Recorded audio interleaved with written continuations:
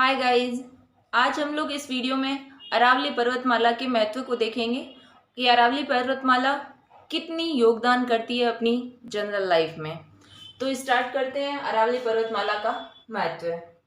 सबसे पहले हमने ये देख लिया था कि अरावली पर्वतमाला कहाँ है, फिर इसकी चोटियों को देखा, पठार को देखा, अन्य महत्वपूर्ण पर्वत को देखा और आज हम अरावली पर्वतमाला के महत्व को देखेंगे और फिर ये अरावली कंप्लीट हो जाएगी।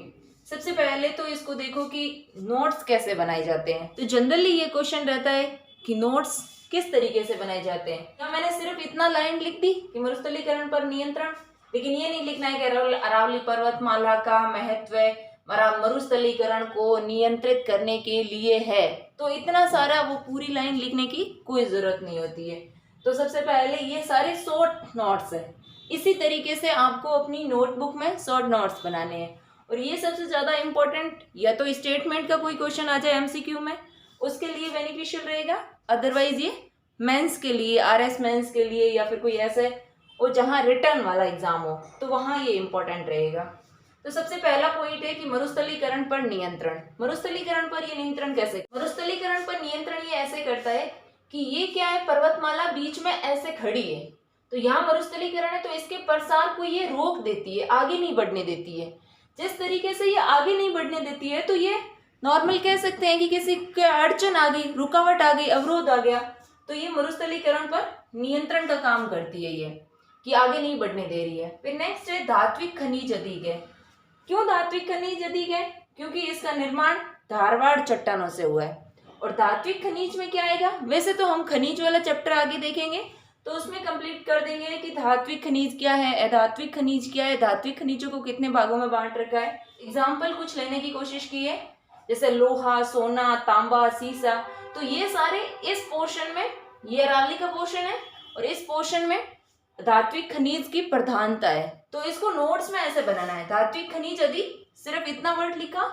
और इस अधिक को भी काट सकते हो, इसको यहाँ एरो से भी दिखा सकते हो कि ये एरो मीन्स ज्यादा को दिखा रहा है या बढ़ते हुआ दिखा रहा है। और फिर इसके कुछ एग्जांपल्स लिख लिए कि धात्विक खनिज ये है और फिर इसका रीजन लिख लिया। कारण क्या है कि निर्माण इसका धारवाड़ चट्टानों से हुआ है। इस धारवाड़ चट्टानों के निर्माण के कारण धात्विक खनिज यहाँ बहुत पाए जाते हैं। अब ये धारवाड़ चट्टान क्या है? तो जब इसका निर्माण हो रहा था तब ये धारवाड़ प्लेस से होकर के गुजर रहे थे। धारवाड़ वर्तमान में कहाँ है? कर्नाटका में। तो वहाँ क्या है, ज्यादातर धात्विक खनिज पाए जाते हैं। तो उसी से संबंधित इसको कर दिया है कि ये धारवाड़ चट्टानों से निर्मित अरावली है और इसी कारण यहाँ धात्विक खनिज अधिक है। फिर नेक्स्ट है यहाँ जैव विविधता अधिक है। जैव विविधता का क्या मतलब है?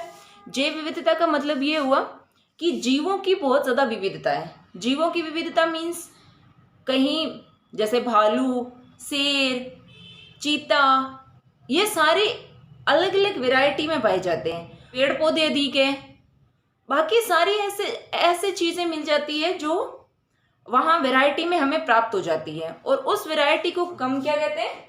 जैव विविधता। और उस जैव विविधता ये इस पोर्शन में सर्वाधिक है। हमें जीवन यापन करने के लिए क्या चाहिए होता है? सबसे पहले तो हमें पानी मिल जाए और खाना मिल जाए, रहने के लिए प्लेस मिल जाए, और ये सारे इस अरावली में इजीली अवेलेबल हो जाते हैं। क्यों अरावली में इजीली अवेलेबल हो जाते हैं? क्योंकि ये पानी बहुत ज्यादा है, तो पानी मीन्स बारिश बहुत ज्यादा होती है और बारिश के कारण क्या, वनस्पति बहुत ज्यादा है। और जब वनस्पति बहुत ज्यादा है तो रहने का प्लेस मिल गया इनको, छाया मिल गई इनको, खाने के लिए जो संसाधन चाहिए था वो सारे संसाधन यहाँ अवेलेबल हो रहे हैं, इसलिए यहाँ क्या, जैव विविधता बहुत ज्यादा है। फिर नेक्स्ट है जल विभाजक रेखा। ये क्या, डिवाइडेशन का काम कर रहा है। इस वाले भाग में बारिश बहुत कम होती जाती है और इस वाले भाग में बारिश बहुत ज्यादा होती जाती है। तो ये क्या, बीच में एक रेखा के रूप में काम कर रहा है और ये रेखा है 50 सेंटीमीटर।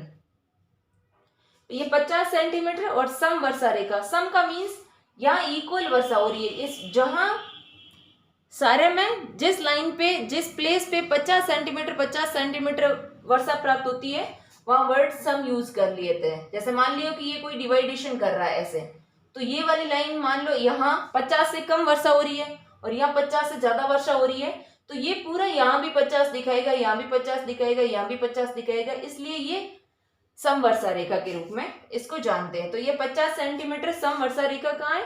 अरावली पर 50 सेंटीमीटर सम वर्षा रेखा और 25 मरुस्थल को 2 भागों में बांटती है। तो यह जल विभाजक रेखा के रूप में भी काम करता है। तो सबसे पहले मरुस्थलीकरण पर नियंत्रण कर रहा है। धात्विक खनिज अधिक है, कारण है धारवाड़ चट्टानों में निर्माण हुआ। इस कारण कौन कौन से धात्विक खनिज के एग्जाम्पल्स है? लोह धातु, अलोह धातु भी होते हैं। तो उसमें से जैसे लोहा है तो लोह धातु हो गया, सोना है तो अलोह धातु हो गया। और फिर नेक्स्ट जैव विविधता अधिक है। उसका रीजन क्या है? बारिश अधिक है तो वनस्पति अच्छी खासी है, अधिक है, इसलिए ये एरो अधिक को दिखा रहा है। फिर नेक्स्ट जल विभाजक रेखा। जल विभाजक रेखा क्यों है? क्योंकि इस साइड में इसके पश्चिमी मरुस्थल में बारिश कम होती जाती है और पूर्वी मैदान में बारिश अधिक होती जाती है, इसलिए ये बीच में जल विभाजक रेखा के रूप में काम कर रहा है। और वो कौन सी विभाजक रेखा है? 50 सेंटीमीटर की। जब यहाँ बारिश बहुत ज्यादा हो रही है और ये क्या विभाजक का काम कर रहा है, तो यहाँ से नदियों का उद्गम भी बहुत होता है। क्योंकि नदियों का उद्गम या किसी पानी के बहाव का रीजन क्या होता है? हाइट से ढलान की ओर चलना।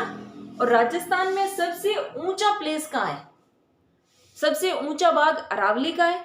अरावली के इस भाग के बहुत ज्यादा हाइट के होने के कारण और यहाँ बारिश बहुत ज्यादा अच्छी होती है, तो दोनों रीजन मिल गए। तो दोनों रीजन के कारण पानी ढलान के रूप में नीचे आ रहा है। वो ढलान के रूप में नीचे आना नदियों का उद्गम कहलाता है। और उसी नदियों के उद्गम के कारण हम कहते हैं कि राजस्थान की अधिकांश नदियों का उद्गम अरावली से होता है। चाहे वो बनास का देखो, लूनी का देखो, आगे हम जो भी नदियां पढ़ेंगे उन नदियों के बारे में आप समझोगे कि अरावली से ही ये उद्गमित हो रही है। फिर नेक्स्ट है पर्यटन अधिक होता है, ये साइन अधिक का है। फिर नेक्स्ट है जनजातियों की शरण स्थली। जनजाति इसीलिए कहते हैं कि वो जंगलों में निवास करती है या वन में निवास करती है, और वो वन में मरुस्थल में तो कर नहीं सकती। मरुस्थल में तो धोरे है, वहां धोरे में तो जनजाति बेचारी करेगी ही क्या। तो इसलिए जनजातियों की शरण स्थली अरावली है। नेक्स्ट है प्राचीन सभ्यता एंड नगरीय सभ्यताओं की जननी। प्राचीन सभ्यता में जैसे कि गिलूंड, बेराट और ये सारी सभ्यता कहाँ है? अरावली के भाग में ही निर्मित हुई। और नेक्स्ट है नगरीय सभ्यताओं की जननी। आज भी जितने भी जैसे सिटीज हम देख रहे हैं, जैसे जयपुर है, अजमेर है, उदयपुर है, तो ये सारी सिटीज कहाँ डेवलप हो रही है ज़्यादा? अरावली के मिड में। इसलिए ये वर्तमान की जो नगरीय सभ्यता है उन नगरीय सभ्यताओं की जननी में भी अरावली का बड़ा योगदान है। ये कुछ पॉइंट्स थे जो हमने अरावली के महत्व के रूप में देखे। ये बहुत ज़्यादा इम्पोर्टेंट है, इनको अच्छे से नोट्स में तैयार करना। मिलेंगे नेक्स्ट वीडियो में। धन्यवाद।